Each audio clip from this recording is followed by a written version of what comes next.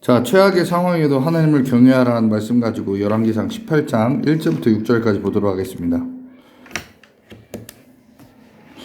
많은 날이 지나고 제3년에 여호와의 말씀이 엘리야에게 임하여 이르시되 너는 가서 아합에게 보이라. 내가 비를 지면에 내리리라. 엘리야가 아합에게 보이려고 하니 그때 사마리아의 기근이 심하였더라.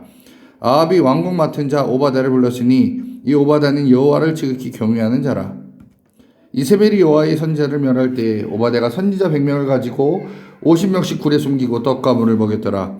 아합이 오바댜에게 이르되 이 땅의 모든 물 근원과 모든 내로 가자. 혹시 꼴을 얻으리라. 그리하면 말과 노새를 살리리니 짐승을 다 잃지 않게 되리라 하고 두 사람이 두루 다닐 땅을 나누어 아합은 홀로 이 길로 가고 오바댜는 홀로 저 길로 가니라. 아멘. 열왕기상 18장을 통해서 오바댜를 보려고 합니다. 자, 이 오바댜는 아합과 엘리야의 연결고리였습니다. 그런데 이때 당시 열왕기상 17장 2절부가 8절에 보면 하나님의 말씀이 엘리야에게 임하였던 시대입니다. 근데 이 시대에 하나님의 말씀은 없었습니다. 오직 엘리야에게만 임했습니다. 그래서 하늘 문이 닫히고 비가 오지 않았습니다. 그런데 비가 오지 않은 근본적인 이유는 하나님의 말씀이 닫혀 버렸기 때문에 그렇습니다. 엘리야에게는 하나님의 말씀이 근데 임하게 되죠. 그런데 이 엘리야는 하나님의 말씀에 임하여 지시하는 대로만 움직였습니다. 이제는 숨었던 엘리야가 자신의 모습을 드러내서 이제 나왔습니다. 이 아합과 오바댜 엘리야의 등장을 통해서 하나님의 말씀이 부재된 시대에 일어난 일에 대해 포로로 끌려간 자들에게 하는 말씀이 무엇일까요? 자, 여러분 여기서 좀 헷갈리실 수 있는데 이 열왕기상은 그 바벨론으로 포로로 끌려갔을 때 열왕기 저자가 쓴 책입니다. 그러니까 이 역사책을 후대에 쓴 거죠. 가뭄이 3년이 지속되고 엘리야에게 하나님 말씀이 임합니다. 뭐라고 했냐면 3년 동안 정확하게 얘기하면 3년 6개월 동안 땅에 비가 오지 않을 것이다 라고 얘기했습니다. 3년 동안 비가 오지 않을 때 엘리야에게를 숨으라고 얘기하셨어요. 근데 이 고난의 시절, 또 시련의 시절은 뭐 엘리야에게만 있었던 게 아니라 요셉, 다윗, 바울에게도 그런 시대는 있었습니다. 자, 이런 시대를 끝내고 하나님께서 모두 불러서 사용하십니다. 엘리야가 아합에게 보이려고 하니 그때 사마리아의 기근이 심하였더라. 이 사마리아라는 지명을 특별히 이렇게 넣은 이유는 뭐냐? 북이스라엘의 수도가 사마리아였고요. 이 사마리아는 바로 바알 숭배의 중심지였습니다. 그래서 하나님 말씀을 버리고 바알을 선택한 대가가 바로 3년 6개월의 가뭄이었습니다. 근데 이 글을 읽는 사람들이 바로 바벨론으로 끌려갔던 당시 이스라엘 포로들이었죠. 그들이 이 글을 읽으면서 무엇을 생각했을까요? 내가 이렇게 범죄함으로 말미암아 저주를 받았다라는 것을 깨닫게 되었다라는 겁니다. 그래서 이스라엘 민족이 하나님께로 내가 돌아가야 된다라는 것을 이 말씀을 통해서 깨닫게 되었어요. 바벨론 포로기 시대에 서기관이라는 직책을 만들고 많은 사람들이 이 서기관을 통해서 말씀을 배웠고 그렇게 말씀을 가르쳤던 게 이스라엘이었습니다. 자, 사마리아는 이 북이스라엘의 근거지이자 수도였습니다. 근데 여기서 바로 오바댜는 어떻게 했을까요?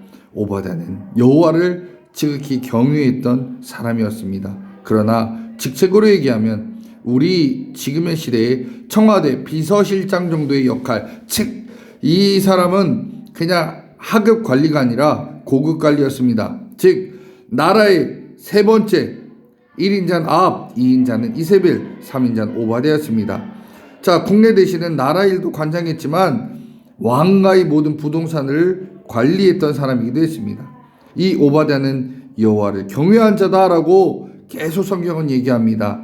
자, 이렇게 아합을 이렇게 평가한 것, 그 다음에 오바댜를 이렇게 평가한 것은 바로 열왕기상의 저자의 평가입니다.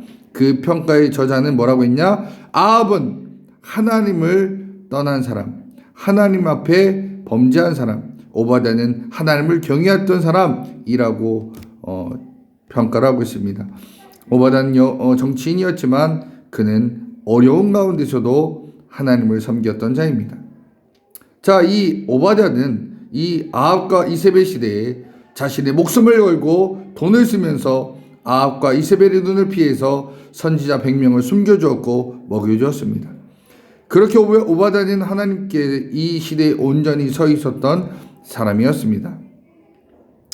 아합의 이 정말 어려운 시대에 그는 근데 왜 물을 얻으러 갔냐? 바로 자신이 키우던 말과 노새를 살리려고 그랬습니다.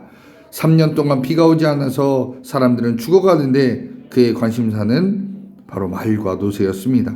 이렇게 지혜가 없고 판단력이 흐린 바로 아합이었습니다. 그리고 아합이 우상 숭배하게 된 이유는 바로 다산과 풍요 때문입니다. 다산과 이 풍요 때문에 아합은 자신이 잘못된 아합은 바알과 아세라를 섬겼습니다. 이 아합이라는 종은 뭘 생각했냐? 잘 먹고 잘 살기만 하면 어떤 신이든지 섬겼던 사람이었습니다. 이렇게 된 것은 말씀이 그에게 없었기 때문에 그렇습니다. 이 백성 어떻게 살아야 할지 하나님 사랑을 전혀 모르는 그런 아합왕이 바로 이런 백성을 만들었습니다. 아합은 백성에 대해서 관심이 없었고 자신의 이익과 즐거움엔 관심이 있었던 자입니다. 이때 오바댜는 100명의 선지자를 나누어 섬겨 놓았습니다. 여러분, 하나님은 어떻게 일하시나요?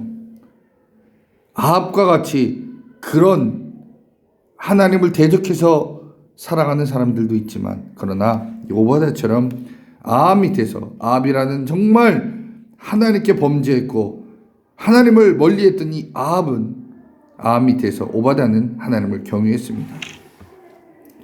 여러분, 어떤 환경과 어떤 어려움이 있을지라도 여러분 그때에 하나님께서 주신 능력을 나타내는 자인가? 어떤 힘든 시간일지라도 하나님의 뜻을 위해서 헌신하는 자인가? 여러분이 살고 있는 이 시대 정말 어렵습니다. 혼란이 있고 힘듭니다. 그러나 그 가운데서도 하나님의 뜻을 지키며 경외하며 살아가는 것이 정말 중요합니다. 우리 삶이 그렇습니다. 내가 처한 현실을 부정하거나 원망하지 마십시오. 내가 사는 이 대한민국, 나의 직장이나 나의 가정이나 나의 주변의 모든 모습 가운데 악은 없는지 한번 돌아보십시오. 너무도 처절하게 힘들고 어려운 시기를 걸어갈 수도 있습니다. 그러나 그것을 원망하지 마십시오. 이 아합의 시대에 오바댜는 하나님 말씀을 지키며 하나님을 경외했습니다. 그게 하나님께서 우리에게 원하시는 삶입니다. 여러분, 내가 처한 현실 불평불만만 하지 마시고 그 가운데서도 하나님을 순종하고 하나님을 경외하며 하나님께서 나에게 원하시는 뜻이 무엇인지 늘 귀 기울이며 기도할 때 하나님께서 주시는 은혜와 복을 누리는 믿음의 자녀가 되실 줄 믿습니다. 우리 성도님들, 이 어려운 시대에 하나님 제대로 섬기고 하나님 말씀에 순종하며 하나님의 뜻을 잘 이어받을 수 있는 믿음의 종, 하나님의 종 되시기를 간절히 축원합니다.